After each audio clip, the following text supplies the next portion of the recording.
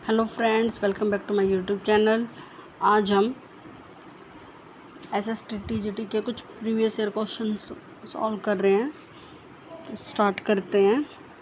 मिश्रित हिंदुस्तानी संगीत के विकास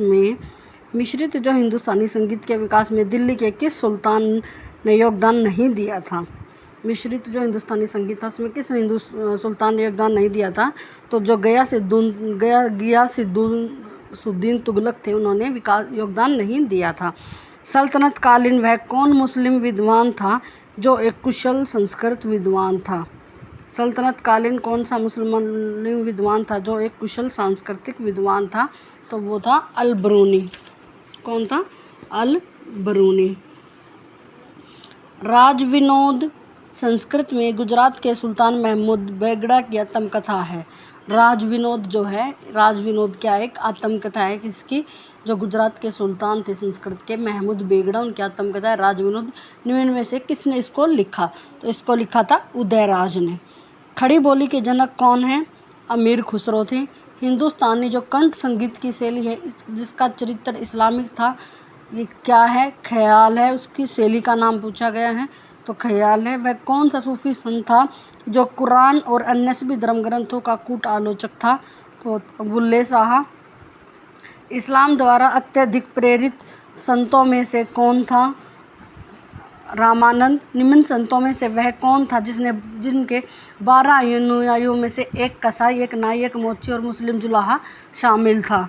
कौन सा ऐसा संत था जिनके 12 अनुयायी थे, जिनमें से कोई नाई, कोई कसाई, कोई मोची, कोई मुस्लिम, कोई जुलाहा था? तो वो थे रामानंद। इनके अनुयायी यही थे। निम्न में से वह कौन सा संत था जो पहले सूफी लोगों के साथ रहा लेकिन बाद में उन्हें छोड़ दिया? गुरु नानक जी, जो पहले सूफी लोगों के साथ रहे थे लेकिन बाद में उन्हें छोड़ दिया था उन्होंने। सूरदास द्वारा अपनी भक्तिपूर्ण कविताओं में प्रयुक्त भाषा कौन सी है? सूरदास ने सबसे ज़्यादा अपनी कविताएं ब्रज भाषा में लिखी हैं। सूफियों ने हिंदुस्तान से निम्न में से किसको ग्रहण किया है? योग के अभ्यास को ग्रहण किया है उन्होंने। निम्न भक्ति संतों से कौन व्यवसाय से मोची थे? पूछा गया है कि व्यवसाय से मोची 2 संत थे। कौन कौन से? रैदास थे और एक दादू थे। महाराष्ट्र के संतों में नामदेव के गुरु कौन थे? नामदेव के जो गुरु थे महाराष्ट्र के संत में फेमस नामदेव और तुकाराम। नामदेव और एक और है, कौन है? तो नामदेव के गुरु पूछे गए हैं तो वो कौन थे? तुकाराम। एक महान व्यंग्यकार और जिसने अपने समय की सभी संस्थाओं का उपहास किया वो कौन था? एक महान व्यंग्यकार और जिसने अपने समय की सभी संस्थाओं का उपहास किया तो कबीर दास जी हैं। मध्यकालीन भारत की वह महिला संत कौन थी जो शैवमतावलंबी भी थी? कश्मीर की लल। कबीर के देहांत के बाद उनकी समाधि कहाँ बनाई गई? मगहर में। चिश्ती संप्रदाय सबसे लोकप्रिय संप्रदाय था। इसका क्यों था भाई? इसका उच्च नैतिक उपदर्श है। सामान्य लोगों से चिश्ती संतों का तादात्म्य है। इसके संतों का उदार सार्वभौम दृष्टिकोण है। उपरोक्त सभी। बाबर की आत्मकथा बाबरनामा थी। तुझके बाबरी इसकी भाषा है। बाबर की आत्मकथा क्या थी? बाबरनामा। और तुझके बाबरी इनकी भाषा थी। तो ये कहाँ की भाषा थी? तुर्की की। दिल्ली को पुनः प्राप्त करने और दिल्ली में उसके दूसरे राज्याभिषेक के बाद हुमायूं राज्य कितने दिन राज्य कर सका? 6 महीने तक। कलानौर में अकबर के राज्याभिषेक के समय उसकी उम्र कितनी थी? कलानौर में जब अकबर का राज्याभिषेक हुआ तो उसकी उम्र 13 वर्ष 6 महीने थी। वास्को डी गामा ने नए भारत मार्ग को खोजा और 1498 में वह किस स्थान पर पहुंचा? कालीकट में। निम्न में से कौन भारत के पुर्तगाली शासक का संस्थापक माना जाता है? अल्फांसो दी अल्बुकर्क। भारत में स्थापित होने वाली फैक्ट्रियाँ तथा कथित यूरोपीय निम्नलिखित में से क्या थी? किलाबंद यूरोपीय नगर। ईस्ट इंडिया कंपनी की स्थापना सबसे पहले कब हुई थी? 1600 ईस्वी में स्टार्ट हुई थी। भारत में इंग्लिश ईस्ट इंडिया कंपनी की पहली प्रेसिडेंसी कहाँ स्थापित की गई? वो मद्रास में की गई थी। शिवाजी अपना गुरु किसे मानते थे? समर्थ रामदास को। शिवाजी ने अपना प्रारंभिक अभियान किसके विरुद्ध चलाया था? तो तो जो किला के वंशानुगत प्रधान थे और बीजापुर के अफसरों के विरुद्ध मुगलों के पतन के बाद मराठा सरकार की अगली राजधानी क्या थी? मुगलों का जो पतन हो गया उसके बाद मराठा सरकार की अगली राजधानी कौन बनी? तारा बनी। शाहू के उत्तराधिकारी राम राजा की सहायता ताराबाई ने कैसे की?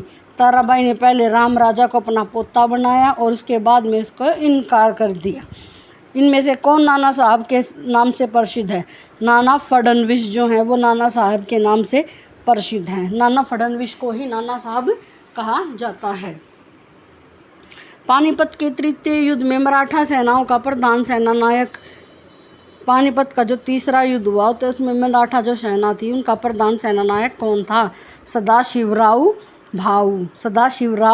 भाऊ। 18वीं शताब्दी सदी में मराठा नौसेना का विकास किसने किया? मराठा नौसेना का विकास सिच्छी ने किया, सिच्छी वंश ने।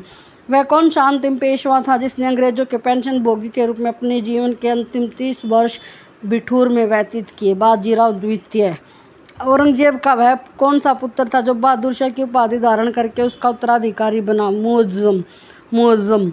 जहांगीर शाह को अपदस्थ करने के पश्चात फर्रुख खिशियर किसकी सहायता से सिंहासन पर बैठा? सैयद खां की सहायता से। लाला कुंवर वैश्य किसके शासनकाल में मुगल साम्राज्य की दरकर्ता धर्ता बन गई? लाल कुंवर वैश्य तो जहांगीर शाह के शासनकाल में क्या बन गई? मुगल साम्राज्य की कर्ता धर्ता बन गई। फरवरी 1739 में मुगल सम्राट और नादिर शाह की सेनाओं में महायुद्ध लड़ा गया। कहाँ पर? करनाल में। पानीपत के तृतीय युद्ध के बाद अहमद शाह अब्दाली ने भारत छोड़ने से पहले निम्नलिखित में से किसे भारत का सम्राट घोषित किया था? शाह आलम सेकंड को। मुगल बादशाह शाह आलम सेकंड को किस अफगान सरदार ने अंधा कर दिया था? वह था गुलाम कादिर रूहेला को अफगान सरदार ने अंधा कर दिया था, गुलाम कादिर रूहेला ने।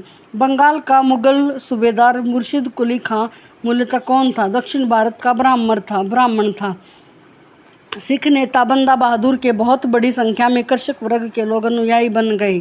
कृषकों को मुगल राजस्व अधिकारियों द्वारा लगान वसूल करने वालों के शोषण से मुक्त कर दिया गया था, इसलिए उसके अनुयायी बन गए थे उस टाइम पे सिख नेता बंदा बहादुर ने। कौन सा ऐसा बंगाल का नवाब था जिसने मराठों के साथ संधि की और चौथ के रूप में उन्हें वार्षिक नजराना देना स्वीकार किया और उड़ीसा के एक भाग का लगान भी उनको समर्पित कर दिया? तो वो थे बंगाल का नवाब था मुर्शिद कुली खां। अवध के नवाबों की पहली राजधानी क्या थी? लखनऊ थी। अवध के जो नवाब थे उनकी पहली राजधानी क्या थी? लखनऊ।